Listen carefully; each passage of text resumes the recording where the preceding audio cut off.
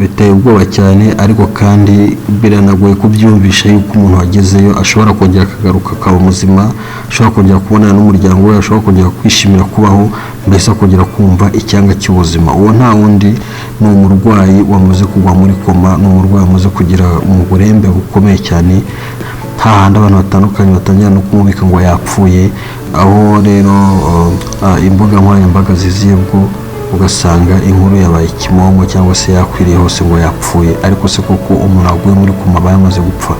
Njye ni Papa Tonto kuri Fresh Mind TV, mu kiganiro cy'umwihariko amabanga yo kwa muganga, aho tukubwira ibitazigira wumva ahandi, mbese aho tukubwira ibyo ugomba kumva gusa kuri Fresh Mind TV, ahandi wumva ibihuha cyangwa se amakuru atari cyangwa atuzuye bavuga ku byo kwa muganga, ariko nyamara ni hahandi nyine ubonera amakuru. Twagiye ikiganiro cyacu kuri topic tutekereza ko iragushimisha.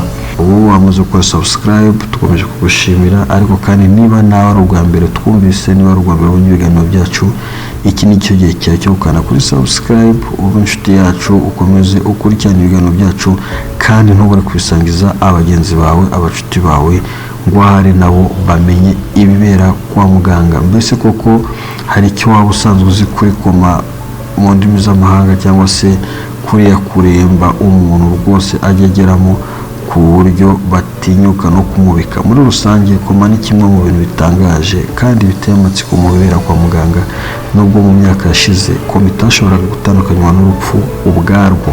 Ubu mu minsi tugezemo hari amahirwe menshi ko umuntu ashobora kuva muri koma agasubira mu buzima busanzwe abikesheje ubuvuzi bumaze gutera imbere. Birashoboka ko nawe wigeze wibaza icyo kibazo, mbese ni ryari bavuga ko umuntu yaguye muri koma? Bavuga ko umuntu yaguye muri koma igihe aba atakibasha kumenya, kumva, cyangwa se ngo umubiri we ushobore kuba wakora ikimenyetso na kimwe cy'ubwirinzi kijyanye n'imubayeho, nko kwikanga mu gihe ari umukozeho, kwishima no guseka, cyangwa n'ibindi bimenyetso bifasha umuntu muzima kuvugana n'umubiri we. Nizere ko ahari wari ubizi ko ushobora kuvugana n'umubiri wawe, ariko niba utarunabizi uragomba kubimenya. Ibi ngibi rero biterwa n'uko ibice bimwe by'ubwonko biba bisa n'ibyahagaze, akenshi bitewe n'uburwayi bukomeye, impanuka, cyangwa se ikindi kintu gikomeye kimugezeho mu buryo butunguranye. Muri iki gihe ntibitangaje ko ibindi bimenyetso by'ubuzima nko guhumeka, ibipimo byo gutera k'umutima, ubushyuhe bw'umubiri biba bikigaragara rimwe na rimwe hifashishijwe ibindi byuma by'ikoranabuhanga. Abakunzi bacu, tuzajya tunyuzaho nyine tunige n'utuntu tumwe na tumwe tw'ubwenge, nibura umenye ibimenyetso by'ubuzima ni ibihe, ubushyuhe bw'umubiri w'umuntu ni ubuhe. Twizera yuko ukomeza kugenda wungukira kuri Fresh Mind TV, kuko ari nako kamaro kayo, ni wowe yaziye.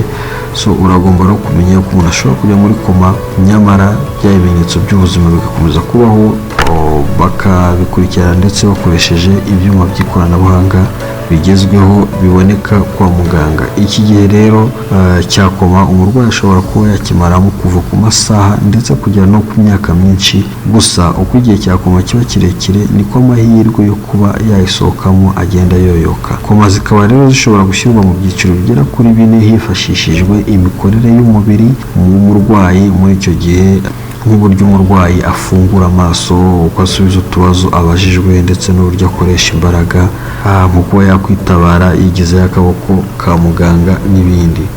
Koma rero ku rwego rwa mbere, ahangaha umurwayi uri muri koma y'urwego rwa mbere aba ashobora gusubiza utwo tubazo umubajije ku buryo ashobora kumva icyo agusubije, kandi akagerageza no gukora utumenyetso tumwe na tumwe tw'ubwirinzi nk'uko twabivuze hejuru, nko kwigizayo akaboko kumutera urushinge, umugaburira n'ibindi ashobora gukoresha ingingo ze. Ku rwego rwa kabiri rwa koma, umurwayi uri muri koma yo ku rwego rwa kabiri aba ashobora gusubiza ibibazo bidahuye neza n'ikibazo agize cyangwa abajijwe, ariko kandi ugasanga nta bindi bibazo agaragaza, nko gutera nabi k'umutima, guhumeka nabi, kuzamuka k'umuvuduko w'amaraso n'ibindi. Urwego rwa gatatu rwa koma rero, umurwayi uri ku rwego rwa gatatu mu by'ukuri uru ni urwego rwa koma rukomeye, aho umurwayi uri muri koma yo kuri uru rwego akenshi usanga arangwa no kugagara kw'ingingo zimwe na zimwe nk'amaboko, amaguru, ntashobore kugira ibyo yumva, ndetse rimwe na rimwe bigaherekezwa n'izindi mpinduka zikomeye nko kwiyongera k'umuvuduko w'amaraso, guhumeka nabi, gutera nabi k'umutima n'ibindi. Icyiciro cya kane rero ari nacyo cya nyuma muri iki kiganiro cyacu ni uko koma y'urwego rwa kane nyine mu yandi magambo niyo bita gupfa k'ubwonko. Umurwayi uri muri koma y'urwego rwa kane nta kintu na kimwe aba ashobora gukora cyangwa kumva ndetse no guhumeka bishoboka, gusa igihe afashijwe n'ibyuma by'ikoranabuhanga nk'uko twabibonye mu nkuru zacu zabanjije. Umukunzi wacu ushobora kwibaza ko ari izihe mpamvu z'ingenzi zishobora gutuma umuntu ajya muri koma.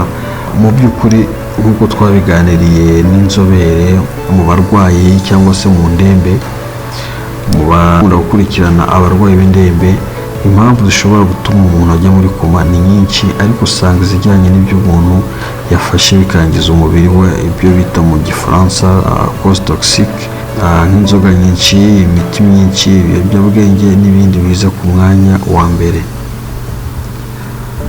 Uretse rero izo mpamvu twise cause toxique cyangwa bijyanye n'ibyo umuntu aba yafashe yashyize mu mubiri we, hari indi mpamvu ikomeye ishobora kujyana umurwayi muri koma, nko gutakaza ubushyuhe busanzwe bw'umubiri mu gihe kirekire, ari byo kwa muganga cyangwa se mu buvuzi bita hypothermie.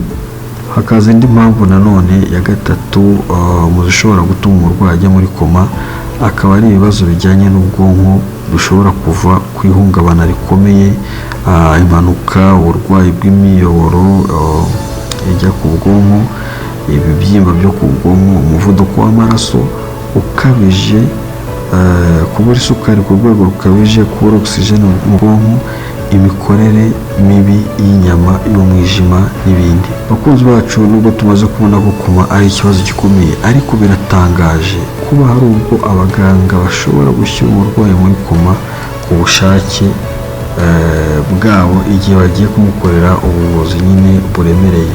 Bakunzi bacu, uribuka ko hejuru twavuze yuko ushobora kujya muri koma kubera impamvu zitandukanye, ariko noneho muri ya mabanga yo mu bibera kwa muganga biratangaje, cyangwa se nawe ushobora kubitekerezaho ukundi, ariko burya na muganga ubwo ashobora gushyira umurwayi muri koma, icyo twita koma artificielle, bitewe n'ubuvuzi bukomeye agiye gukorerwa. Mbese ariko se umuntu ashobora kuva muri koma? Icyo kibazo si njye jyenyine, wasanga nawe ukibaza cyangwa se warakibajije, ariko igisubizo cyacyo ni yego. Umuntu ashobora kuva muri koma akongera akagaruka mu buzima bitewe n'ubuvuzi ndetse n'uko umurwayi yakomeje kwitabwaho mu gihe cyose yari muri koma. Birashoboka ko igihe cyagera ubwonko bukongera bukiyubaka, umurwayi agakanguka, gusa uburyo bw'imikangukire bushobora gutandukana bitewe n'imiterere y'umurwayi ndetse n'icyamujyanye muri koma. Ni ngombwa ko umuntu rero uvuye muri koma akomeza kwitabwaho ndetse no gufashwa kongera kwiga no kwimenyereza ubuzima busanzwe, ndetse no kumwibagiza cyangwa no kumufasha kwakira ibyamubayeho mbere y'uko ajya muri koma, kuko hari abakanguka bakibyibuka. Abakunzi bacu rero, ngibyo ngubwo umugani w'umunyarwanda ati ngayo nguko, ngibyo bitera koma, ngibyo amakuru ahagije kuri koma. Nizere yuko yabafashije muri benshi, ukabasha gusobanukirwa, bikagukomeza. Niba ufite umurwayi warwaye akagera mu cyiciro cya koma, ntiwumve yuko apfuye, wumva ko hakiriho amahirwe yo kongera kubaho, ahubwo akeneye ubufasha, akeneye kwitabwaho, kandi ko hari amahirwe y'uko nyuma yaho azasubira mu buzima busanzwe. Turagushimiye rero wakomeje kubana natwe muri iki kiganiro, kandi tukongera kwibutsa gukora subscribe wowe twumvishe bwa mbere, wowe utariyandikisha ngo hari n'amakuru yo kuri uru rubuga bwa mbere. Ubundi tubifurije umugisha w'Imana. Ciao ciao, naho mu biganiro bitaha.